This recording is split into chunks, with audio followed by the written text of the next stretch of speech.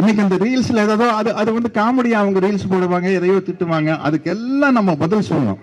ஆனா இப்ப எனக்கு என்ன பெரிய மகிழ்ச்சினா, அங்க சட்டசபையில ஆப்போசிட்ல உட்கார்ந்து இருக்கு பாருங்க நம்ம தம்பி உதயநிதி ஸ்டாலின். ஐயோ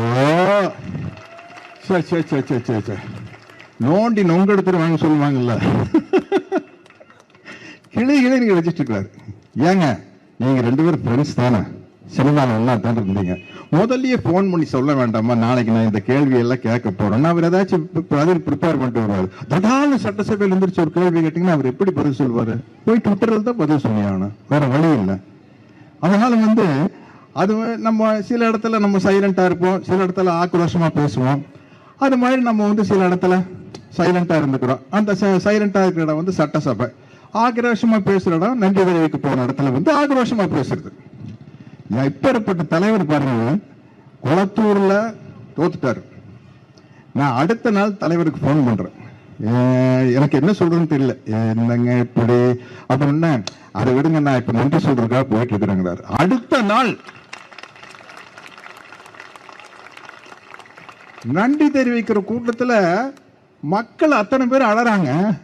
அவரது மட்டும் இல்ல, அன்பில் மகேஷ் போற இடத்துல, தம்பி தமிழன் பிரசிடண்ட் போற இடத்துல, எங்க எப்படி என்ன எங்க எப்படி ஸ்லிப் ஆச்சுன்னு தெரியல, ஆயிருச்சு. பராசக்தி படத்துல நடிகர் திலகம் சிவா, பராசக்தி படம் பார்த்தவங்க எத்தனை பேர் இருக்குன்னு தெரியாது. நடிகர் திலகம் சிவாஜி அவர்கள் வந்து தன்னையுடைய தங்கச்சியை பார்க்கறதுக்காக சென்னைக்கு வருவார். ரங்கூன்ல இருந்து வந்த இடத்துல வம்பு பண்ணி அவர் ஒரு கவர்ச்சி நடந்து கூப்பிட்டு போய், ஓ ரசிக்கும் சீமானேவா அஜோலிக்கும் கடை அடைந்து, அதுக்கு கலைஞர் தான் அந்த பாட்டு எழுதினார்னு நினைக்கிறேன். ஆமா அப்படின்னு நினைக்கிறேன். அப்படின்னு சொல்லி நடிகர்களை வந்து அங்கிருந்து ரங்கூன்ல இருந்து வரும்போது வந்து பாக்கெட்டை பர்சல்ல பிக் பாக்கெட் அடிச்சுட்டு போயிருக்காங்க.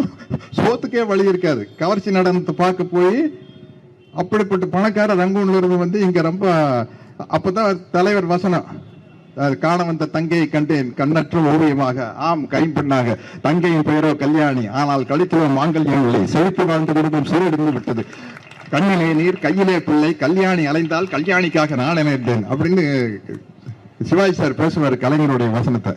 அந்த மாதிரி எங்கேயோ கவர்ச்சி நடன பார்க்க போய் இருக்கிறதெல்லாம் அடிச்சுட்டு போயிட்டாங்க. இது நீ மறுபடியும் நம்ம ரிவைவ் வர்றதுக்கு இனி எல்லாம் வந்து மறுபடியும் வந்து திமுக ஆட்சி வந்து அதை சரி பண்ணு, திமுக ஆட்சி வந்துதான் சரி பண்ணு. அநேகமா கலைஞர் அவர்களுடைய 104வது பிறந்த நாளுக்கு நம்ம தமிழ்நாடு முதலமைச்சராக திரு முத்துவேல் கருணாநிதி ஸ்டாலின் அவர்கள் தலைமையில் தான் கலைஞரின் 104வது பிறந்த நாள் நடக்கணும்னு நினைக்கிறேன், நடக்கணும்னு ஆசைப்படுறேன். அதுதான் வந்து தமிழ்நாட்டுக்கு நல்லது.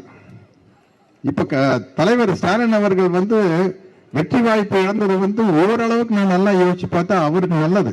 கொஞ்சம் ஓய்வு எடுக்க முடியும், நல்லா உடற்பயிற்சிகள் செய்ய முடியும், நல்லா மனசை இன்னும் தேர்த்திக்கிட்டு ஒரு ரெஸ்ட் தானே. பட் அவருக்கு அது ரெஸ்ட் கிடையாது, உழைப்பு தான் ரெஸ்ட். உழைப்பு தான் வந்து ஸ்டாலின் அவர்களுக்கு ரெஸ்ட்.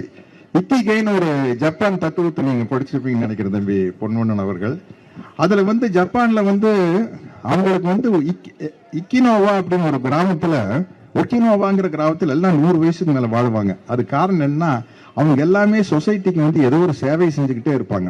அதனாலதான் பாத்தீங்கன்னா தந்தை பெரியார் 95 வயசு, முத்தமிழறிஞர் கலைஞர் அவர்கள் 94 95 வயசு, நல்லகண்ணையா 102 வயசு என்னமோ, சங்கரையா வந்து 101 வயசு தாண்டி, அது மாதிரி அந்த சேவை மனப்பான்மை இருக்கிற நமது தமிழக முதல்வர், நம்முடைய முதல்வர், அன்பின் முதல்வர், பண்பின் முதல்வர்,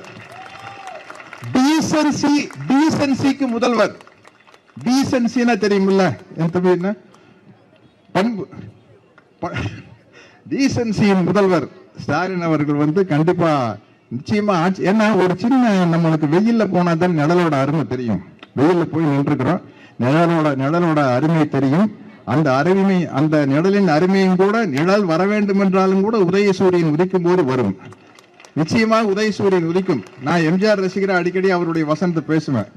1001 படத்துல வில்லன் மனோகர் எம்ஜிஆர் பார்த்து சொல்லுவாரு, நீ அணையும் விளக்கு அஸ்தமிக்கும் சூரியன் அப்படிம்பாரு. எம்ஜிஆர் திருப்பி சொல்லுவாரு, அஸ்தமிக்கும் சூரியன் அடுத்த நாளை மீண்டும் உதயமாகும் அப்படிம்பாரு.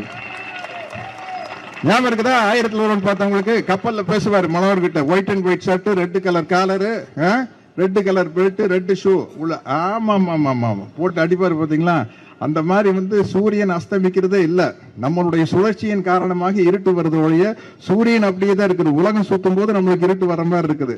சூரியன் நிரந்தரமானது, அதை முதல்ல புரிஞ்சுங்க. சோ இந்த சூரியன் மீண்டும் உதயமாகும். ஏன்னா அது அஸ்தமிக்கவே இல்லை, அதுதான் இயற்கை.